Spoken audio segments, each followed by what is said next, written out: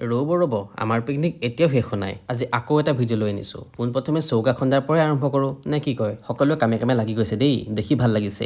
এয়া আমাৰ বিমান দা আৰু লইং দা। আৰু এইবোৰ কৰি থকা মানে আমাৰ ভাতেই সিজিলে। ভাতৰ লগতে সিফালেও এটা চৌকা বনাই দিয়া হ'ল। আৰু আনফালে ইহঁত লাগি আছে পাচলি কটা কামত। পিকনিক আহিলেতো নিজেই কৰি খাব লাগিব, নহয় জানো? চ' ইহঁতি সকলোৱে নোকোৱাকে নিজে কামত লাগি গৈছে। এয়া হ'ল আমাৰ গাহৰি মাংস আৰু এইফালে আছে আমাৰ লোকেল মুৰ্গী।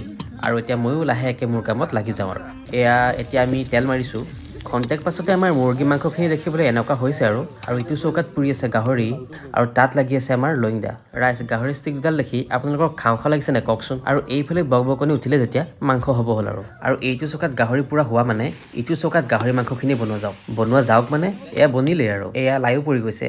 ৰাইজ আজি খাব আৰু লাই গাহৰি। এয়া ময়ো নাচি বনাইহে আছোঁ আৰু দেই। সকলোখিনি বনাই হোৱাৰ পাছত খাই বৈ সকলোৱে আমি অকণমান ফূৰ্তি কৰিলোঁ। আৰু পিকনিক আহিছোঁ ভাই, পিকনিক আহিলে ফূৰ্তিটো অকণমান কৰিমেই আৰু ন। শেষত খাই বৈ বাচন ধোৱাৰ পাল পৰিছে আমাৰ বিমান দা, খুদে দা আৰু লইং দাহঁতৰ ওপৰত। তেওঁলোকেও নিজৰ কামত লাগি আছে। একেবাৰে শেষত আমি সকলোৱে ঘৰ যোৱাৰ আগত পুৰণা বছৰটোক বিদায় দি নতুন বছৰটোক বিহু নাচি আদৰণি জনাই এইটো ভিডিঅ' ইয়াতে সামৰিলোঁ।